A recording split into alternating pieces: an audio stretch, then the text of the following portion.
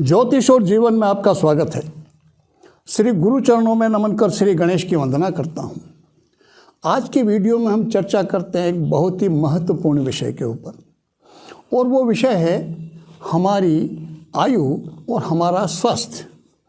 हम जीवन भर स्वस्थ कैसे रह सकते हैं और एक आयु लंबी, एक जिसको संतोषजनक जीवन कहा जा सकता है, इतना एक लेंथ आयु की, जीवन की हम कैसे प्राप्त कर सकते हैं, इसी पर आज की चर्चा। एक कहावत है, सुनी होगी आपने, कि पहला सुख निरोगी काया।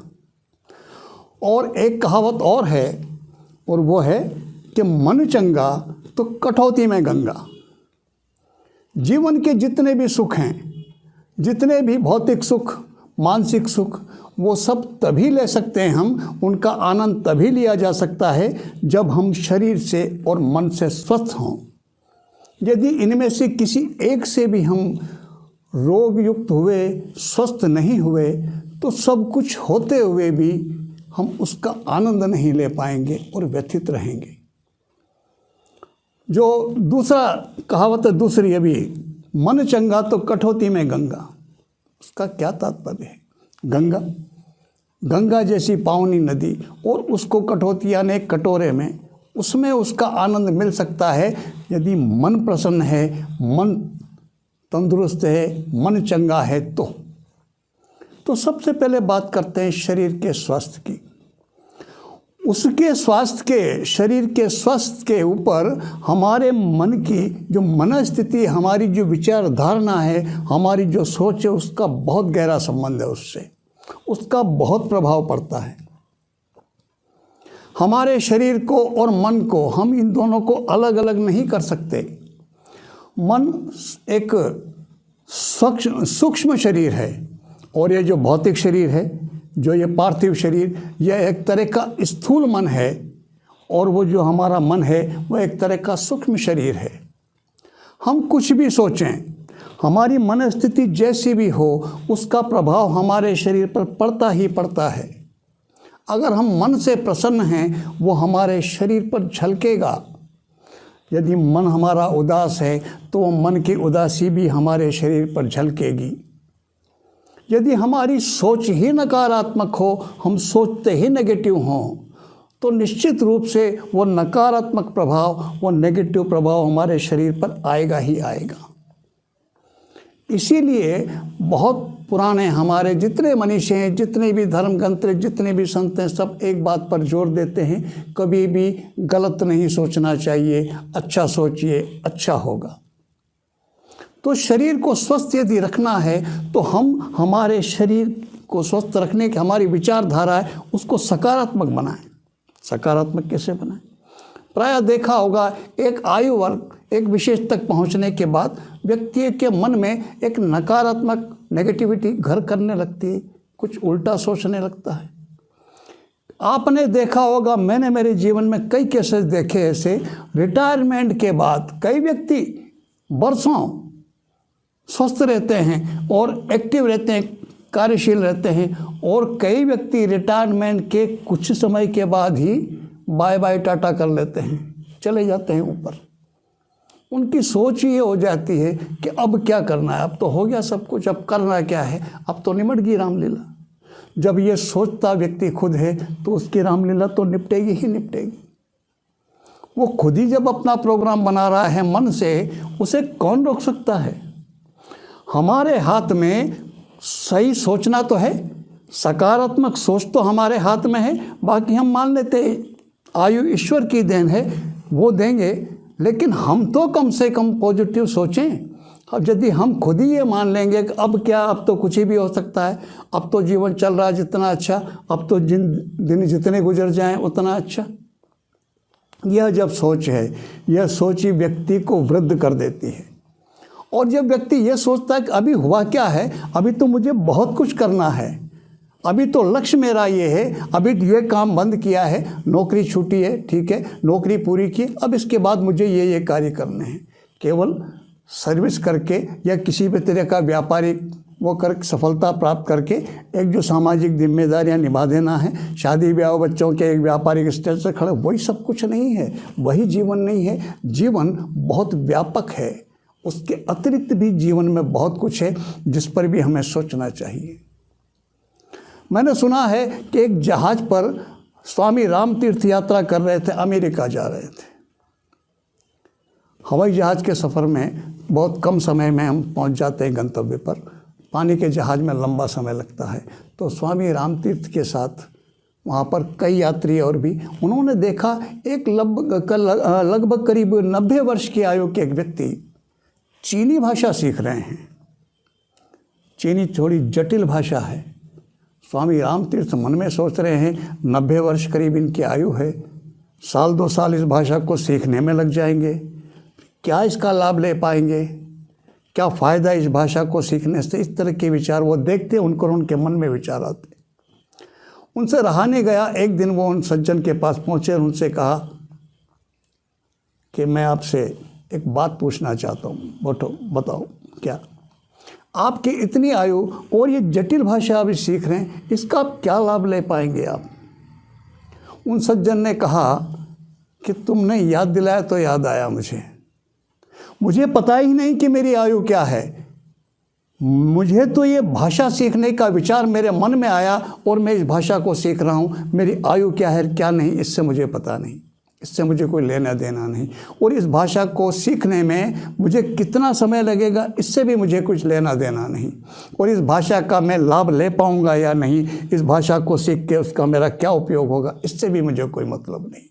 मुझे आयु का विचार ही नहीं है, आज आयु का मुझे भान ही नहीं है, तो मैं कैसे विचार करूँ कि मैं वृद्ध हूँ और मुझे मेरी ऐसी स्थिति आ गई है कि मुझे अब इस तरह के काम नहीं करने चाहिए, नहीं सोचने चाहिए। एक युवा व्यक्ति, स्वामी राम तीर्थ की आयु ज़्यादा नहीं थी, युवावस्था में थे उस समय, वो सोच रहे हैं ये बात कि क्या है लाभ इस भाषा को इस उम्र में सीखने का। और जो व्यक्ति स्वयं सीख रहा है उनकी विचारधारा देखिए आप। तो ये जब विचारधारा रहेगी तो व्यक्ति को दीर्घायु बनाएगी ही बनाएगी। निश्चित रूप से उस व्यक्ति की इस विचारधारा ने ही उसको 90 वर्ष तक की आयु तक तो पहुंचा ही दिया। और स्वस्थ पानी के जहाज पे यात्रा कर रहा है अगला व्यक्ति और चीनी भाषा सीख रहा है। यह दृष्टिकोण जब हमारे मन में जीवन के प्रति रहेगा तो हम दीर्घायु तो प्राप्त करेंगे ही करेंगे। दूसरी बात जो स्वस्थ बनाए रखने के लिए, शरीर के लिए, ये टेक्निकल बात है। इस बात को आज का विज्ञान भी स्वीकार करता है। हमारे मनीषी तो बरसों से कहते आए, सदियों से, हजारों सालों से। और वो ये, अगर हमारे मन में किसी भी प्रकार की दुर्भावना है, ईर्ष्या है, जलन है, द्वेष है, किसी भी प्रकार की नेगेटिविटी अगर है और वो सतत बनी रहती है, तो निश्चित रूप से वो हमारे शरीर में कहीं न कहीं किसी न किसी रोग के रूप में प्रकट होगी एक। और वो निश्चित है, उसका एक अलग विज्ञान है, उस पर अभी चर्चा करेंगे, वीडियो बहुत लंबा हो जाएगा। किस टाइप की सोच, किस टाइप की मानसिक नकारात्मक स्थिति किस प्रकार की बीमारियां देती, वो भी निश्चित है। हम तो एक बात मान के चलें कि हमें नकारात्मक सोचना ही नहीं है। हमें किसी का बुरा नहीं सोचना है, किसी से जलन नहीं रखनी है, किसी से द्वेष नहीं रखना है, सबका हित सोचना है, तो हमारा हित तो होगा ही होगा। हम संसार में रहते हैं, इसमें कोई दो राय नहीं, स्वीकार करता हूँ मैं इस बात को। हम इस संसार में रहते हैं और कई तरह के व्यवहार हमारे सांसारिक लोगों के आपस में इस तरह के हो जाते हैं जिसकी वजह से हमारा मन व्यथित होता है, मन दुखी होता है। बिल्कुल होता है, हम इससे बच नहीं सकते। हम कैसे इस बात का निर्णय करेंगे कि सारे व्यक्ति हमारे साथ वो बिल्कुल सब वैसा ही व्यवहार करें जैसा हम चाहते हैं। उनका व्यवहार तो ऊंचा नीचा कैसा भी हो सकता है, लेकिन हम उस व्यवहार के प्रति उसके बदले में किसी भी प्रकार की दुर्भावना उस व्यक्ति के प्रति अपने मन में ना पालें, वो हमारे लिए ही नुकसानदायक सिद्ध होगा। और उस बात को मन में पालने से बचने का सिर्फ एक बहुत सहज और सरल सा उपाय है, और वो ये कि अगर आपको किसी का व्यवहार अनुचित लगता है तुरंत कह दीजिए, बोल दीजिए अगले को अपनी गलती का एहसास हो जाएगा, आपके मन में किसी प्रकार की दुर्भावना नहीं रहेगी। क्रोध आता है किसी पर, व्यक्त कर दीजिए, पालिए मत। अगर पाला तो वो आपको कहीं न कहीं आपके स्वास्थ्य को नुकसान पहुंचाएगा, वो ज़्यादा घातक है। अगर आप क्रोध आया उसको व्यक्त कर दिया, उससे उतनी हानि नहीं होगी जितनी हानि उस क्रोध को पचाने से हो जाएगी। तो क्रोध को कभी भी पालना नहीं चाहिए, क्रोध को व्यक्त कर देना चाहिए। कभी किसी का अहित तो सोचना ही नहीं चाहिए। आप जितना दूसरों का हित सोचोगे, जितना आप दूसरों का भला सोचेंगे हम, उतना ही हमारा हित होगा, उतना ही हमारा भला होगा। और जब हम दूसरों का अहित सोचेंगे, जितना अहित सोचेंगे उतना ही हमारा अहित होगा। तो सीधा सा एक सूत्र जो हमारे स्वस्थ रहने के लिए, भौतिक सुखों की बात अलग है, मैं चर्चा कर रहा हूँ केवल शारीरिक और मानसिक स्वास्थ्य की। अगर हम राग द्वेष, ये जितने भी जिनको षड्रिपु कहा गया, इनका मन से संबंध है, ये मन में पाल के चलेंगे तो ये हमारे मन को व्यथित करेंगे, मन को रोगी बनाएंगे। और जब मन रोगी बनेगा तो वो रोग फिर शरीर पर परिलक्षित होंगे ही होंगे। एक समय आएगा, एक काल में वो समय पर शरीर पर वो प्रकट हो जाएंगे। हमारे यहाँ पर एक कथा प्रचलित है बहुत, महामृत्युंजय मंत्र को मृत्यु का विजयी, मृत्यु पर विजय देने वाला मंत्र माना गया। मार्कंडेय ऋषि का वो मंत्र है, उन्होंने उस मंत्र की परिकल्पना की, वो दृष्टा है मार्कंडेय ऋषि मृत्युंजय मंत्र के।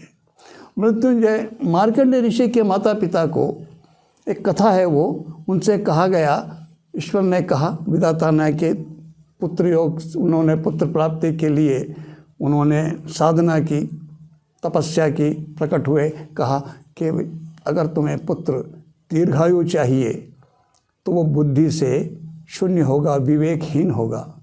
और विवेकवान बुद्धिमान यदि पुत्र चाहिए तो वो आयु से अल्पायु होगा, 16 वर्ष की आयु में उसकी मृत्यु हो जाएगी। कैसा पुत्र चाहते हो? मार्कंडेय ऋषि के माता पिता ने बुद्धिमान, एक विवेकवान पुत्र पाना ज़्यादा उचित समझा, चाहे अल्पायु हो, और उन्होंने उसी की प्रार्थना की।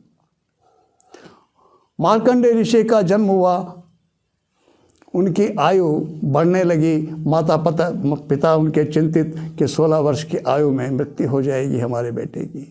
जब समय 16 वर्ष का नज़दीक आने लगा, उन्होंने निर्णय किया कि अब हमें बेटे को ये रहस्य बता देना चाहिए, और उन्होंने बताया ऐसा ऐसा है। मार्कंडेय ऋषि ने उपासना की शिव की, और वो मृत्युंजय मंत्र। तो जो महाकाल है वो क्या है? वो काल के अधिष्ठाता देव हैं, काल के स्वामी हैं। और वहाँ पर काल अर्थात समय और काल अर्थात मृत्यु, दोनों तो समय के देवता हैं, समय के अधिष्ठाता देव हैं। और रहस्य यह है उसका कि मृत्युंजय मंत्र की उन्होंने कल्पना की, वो दृष्टा हैं उसके। और जो मार्कंडेय ऋषि है, उन्होंने इस तरह व्यवस्थित किया अपनी मन स्थिति को कि वो 16 वर्ष से अधिक आयु के हुए ही नहीं। एक तरह से उन्होंने महाकाल की उपासना करके उस समय को ही बांध दिया। 16 वर्ष की आयु हो जाएगी तब तो मृत्यु को प्राप्त होऊंगा, तब तो मृत्यु होगी मेरी। 16 वर्ष होने ही नहीं दूंगा तो मृत्यु ही नहीं होगी। ये जो कथा है ये क्या बताती है?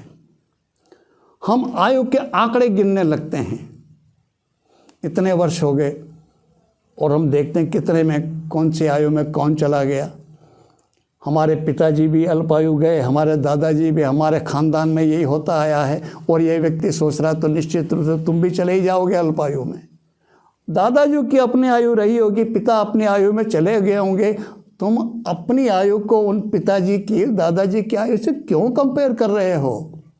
क्या आवश्यकता है? वो ईश्वर निर्धारित करेगा आयु हमारी, हमें किसी से कंपेयर करने की आवश्यकता नहीं। हम तो उसको लिमिटेड मान सकते हैं, हम तो ये मान सकते हैं कि अभी कोई आंकड़ा ही नहीं, मेरी आयु अभी वो नहीं पहुंची जहां पर मेरी मृत्यु हो जाए।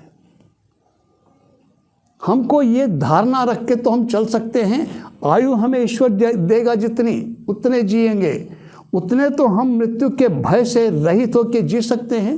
तैयारी सोच हमारी यह होनी चाहिए कि अगले पल यदि जाना पड़ जाए तो कोई चिंता नहीं, प्रसन्न होकर जा सकते हैं हम। लेकिन सोच हमारी यह होनी चाहिए कि कोई आयु वर्षों की गिनती ही नहीं, जितने वो देगा उतने हम जिएंगे, उतने रहेंगे। यह दृष्टिकोण लेके चलेंगे तो निश्चित रूप से हमारी आयु में भी वृद्धि हो जाएगी। मनोस्थिति हम स्वस्थ लेके चलेंगे, किसी भी प्रकार की दुर्भावना नहीं रखेंगे तो निश्चित रूप से हमारे जीवन से में स्वस्थ रहेंगे, निरोगी रहेंगे। किसी भी प्रकार के रोग से हमें पीड़ा नहीं देखनी पड़ेगी। ये हमारी सोच पर। अब एक छोटी सी बात, क्या कोई मंत्र विधान है, क्या कोई साधना है जो नियमित रूप से करने पर हमें स्वस्थ भी रख सकती हो और हमारी आयु को भी लंबी करती हो? निश्चित रूप से एक तो सबसे पहले वही महामृत्युंजय मंत्र, ओं त्र्यंबकम यजामहे सुगंधिम पुष्टिवर्धनम उर्वारुकमेव बंधनान मृत्युर्मुक्षीमामृतात्। ये जो मंत्र है इसका नियमित जप, या फिर लघु मृत्युंजय ओं जोंग स माम पालय पालय स जोंग ओं। इसका एक और मंत्र है, व्यास जी को भी, ऋषि व्यास जी को भी चिरंजीवी माना गया है। उनका मंत्र जब भी व्यक्ति को लंबी आयु प्रदान करता है, दीर्घायु बनाता है, वो है व्यांग वेद व्यासाय नमः। इस मंत्र का नियमित जप किया जाए वेद व्यास जी का ध्यान करके, ये व्यक्ति को दीर्घायु प्रदान करता है। और एक मृत्युंजय और वेद व्यास जी के मंत्र को नाम को मिला करके एक लघु मृत्युंजय मंत्र बनता है, वो है ओं जोंग सह व्यांग वेद व्यासाय नमः स जोंग ओं। आपकी जिसमें श्रद्धा हो, आप उस एक मंत्र को पकड़ के नियमित उसका जप साधना के रूप में रखिए। निश्चित रूप से आप स्वस्थ भी रहेंगे और आयु आपकी वो भी लंबी होगी, दीर्घायु भी प्राप्त होगी। आपको सोच ये रखना है कि अभी तो मुझे बहुत कुछ करना है और आयु गिनने की, आयु के वर्ष गिनने की फुर्सत ही कहाँ है कि उस पर मैं ध्यान दूँ। वो ध्यान देना बंद कर दीजिए। लेकिन मोह नहीं होना चाहिए जीवन के प्रति। हमें एक निष्प्रह दृष्टिकोण रख करके हम जीवन जिए। निश्चित रूप से आप स्वस्थ भी रहेंगे और दीर्घायु भी रहेंगे।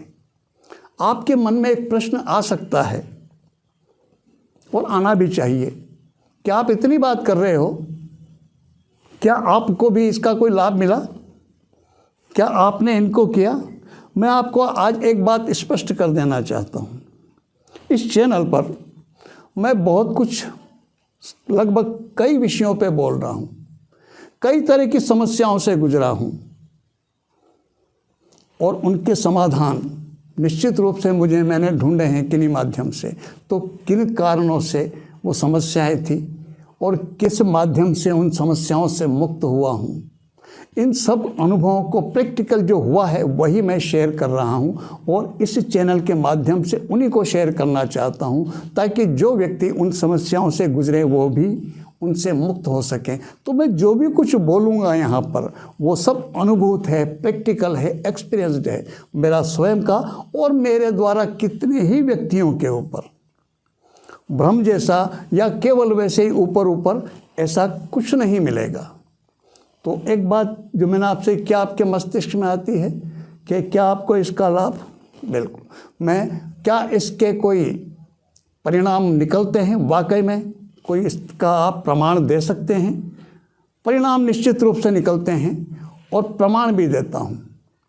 ये जो दिसंबर आ रहा है 31 दिसंबर 2020, इसको मेरी आयु के 74 वर्ष कंप्लीट हो जाएंगे, 75वां वर्ष प्रारंभ हो जाएगा।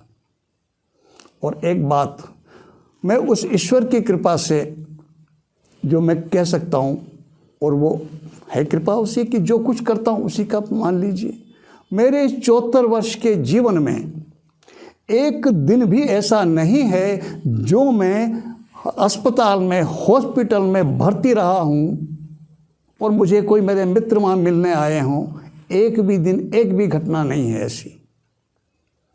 सामान्य से बुखार वगैरह, टाइफाइड, जोड़ों के दर्द वगैरह, ये उन पे इलाज, गोली दवाई इंजेक्शन वगैरह ये सब चलते रहते हैं वो, लेकिन मैं हॉस्पिटल में भर्ती रहा हूँ और मुझे कोई वहाँ मिलने आए हों, परिवार वालों ने हॉस्पिटल में मुझे 1-2 दिन, 2-4, 2-5 दिन की बात नहीं, मैं तो कह रहा हूँ एक दिन भी, एक रात भी हॉस्पिटल में मैं उस तरह से भर्ती नहीं रहा, इतनी लंबी आयु होने के बाद भी। ये उसी की कृपा, क्या ये प्रमाण पर्याप्त नहीं? मैं अपनी बात कर रहा हूँ। तो निश्चित रूप से ऐसे कई व्यक्ति हैं। हृदय रोग से संबंधित एक वीडियो मैंने दिया है, बनाया है, और उससे बचने के उपाय उसमें दिए हैं, एक मंत्र भी दिया है, एक मुद्रा भी बताई है, और उससे लाभान्वित होने वाले कई लोग हैं। कुछ लोग अपने शेयर कर लेते हैं अपने अनुभव को, और कई लोग नहीं करते, वो अलग बात है। लेकिन मैं कह रहा हूँ कि अनुभूत बात है ये, कि आज की तारीख में भी मैं इतने लंबे समय में इस तरह का नहीं है। दूसरी बात, 1 अप्रैल 2005 को मैं रिटायर हुआ। 1 अप्रैल 2020 को 15 वर्ष हो गए मुझे रिटायर हुए, और 15 वर्ष 1 महीने के बाद मैंने ये यूट्यूब चैनल शुरू किया। अभी मैंने आपसे कहा था, थोड़ी देर पहले निवेदन किया है कि नौकरी छोड़ने के, रिटायरमेंट के थोड़े दिन बाद ही व्यक्ति सोचने लगता है कि अब क्या है, अब तो स्थिति यहाँ मरूँ और वहाँ मरूँ। जब हम खुद ये सोच रखेंगे तो क्या होगा? अगर मेरी वैसी सोच होती तो रिटायरमेंट के 15 साल के बाद क्या मैं यूट्यूब चैनल शुरू कर पाता? लगभग 1.5 लाख रुपया मैंने कैमरे पर, मोबाइल पर, इसके जो साउंड प्रूफ रूम के लिए, स्टूडियो पर लाइट सेटिंग वगैरह सब पे खर्च करके ये यूट्यूब चैनल मैंने स्टार्ट किया। मैं ये कर पाता? कभी नहीं कर पाता। क्या होगा और क्या नहीं, इससे मुझे कोई मतलब नहीं है। मैं ये सोच रहा हूँ कि कुछ है मेरे पास, और मुझे जो मुमुक्षु जो जानना चाहते हैं, मुझे उन्हें देना चाहिए। ये पब्लिक प्लेटफॉर्म, इससे बढ़िया माध्यम क्या हो सकता है? तो क्या उम्र है, क्या होगा, कितना चलेगा, कितना नहीं चलेगा, कितना कर पाऊंगा, कितना नहीं कर पाऊंगा, ये कोई प्रश्न मेरे दिमाग में नहीं है। केवल एक योजना, मुझे ये करना है और मैंने इम्प्लीमेंट कर दिया। और मुझे खुशी इस बात की, मैं आभारी हूँ आप सबका कि जिस स्नेह प्रेम से आप जुड़े। मैं करता ही नहीं तो आप भी कहाँ से जुड़ते, आप भी कहाँ से आते? तो इस दृष्टिकोण को आप भी रख सकते हैं। निश्चित रूप से आप कोई अपनी योजना बनाइए, उस पर काम करिए। लोग बाग निश्चित रूप से आपसे जुड़ेंगे, आपका लाभ लेंगे और आप भी उसका लाभ लेंगे। केवल हमें हमारे सोच को, उसको पॉजिटिव बनाना है, नेगेटिव नहीं सोचना है। आयु ईश्वर की देन, हमें कभी भी यह सोचना ही नहीं चाहिए कि अब क्या हुआ, अब तो कुछ भी नहीं, अब क्या हो सकता है, अब क्या करेंगे। मुझे एक कवि की 4 पंक्तियाँ याद आ रही, बहुत सुंदर पंक्तियाँ हैं, वो याद रह गई। कवि का नाम मुझे याद नहीं। कई लोग मरने की बात करते रहते, अब क्या रखा है ज़िंदगी, ये ऐसी वैसी, इससे तो मर जाएं जो अच्छा है। कई व्यक्ति इस तरह का बोलते, और उनके जीवन की स्थिति देखो, किसी बात की कोई कमी नहीं, फिर भी इस तरह की सोच। तो करते नहीं कुछ काम तो करना क्या आए, करते नहीं कुछ काम तो करना क्या आए, और जीते जी जान से गुजरना क्या आए, और रो रो के मौत मांगने वालों को जब जीना ना आ सका तो मरना क्या आए।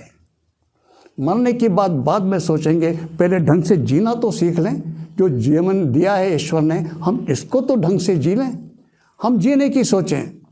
मृत्यु हमारे हाथ में नहीं है, वह निश्चित है, उसका समय निश्चित है, उसे कोई टाल नहीं सकता। इस बात को हम स्वीकार करके चलें, लेकिन उस पर विचार करने की ज़रूरत ही नहीं है। वो हमारा क्षेत्र है ही नहीं। हमारा क्षेत्र है जीवन के बारे में विचार करना। ईश्वर ने हमको जीवन दिया, एक इतना ऐसा मूल्यवान शरीर दिया है जिसके बराबर कोई यूनिट कुछ है ही नहीं सृष्टि में। इतना रहस्यमय, बहुत चमत्कारिक है हमारा शरीर, और हमें इसको स्वस्थ रखने का, इसकी कार्य प्रणाली बिल्कुल स्वस्थ चलती रहे, ये प्रयास करना चाहिए।